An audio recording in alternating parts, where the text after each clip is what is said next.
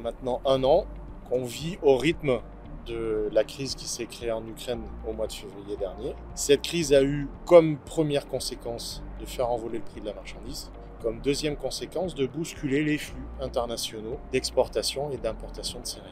L'impact pour le marché français sur la campagne en cours a été particulièrement marqué dès le mois de juillet, puisqu'on a eu une très grosse première partie de campagne où plus de 60% de l'activité globale a été réalisée à fin décembre, ce qui n'est pas dans notre habitude.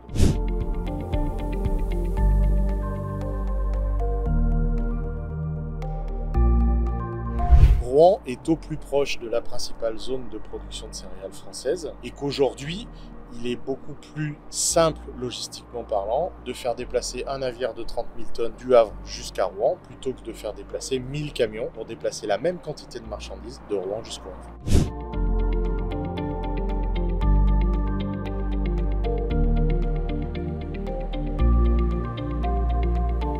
Un des atouts principaux de Rouen, c'est notamment sa force de frappe avec les 6 terminaux qui existent ici. Et donc on peut charger simultanément 6 navires à Rouen dans une journée, ce qui représente à peu près 100 000 tonnes de marchandises chargées chaque jour. Aussi en termes de stockage, ça représente 900 000 tonnes de capacité.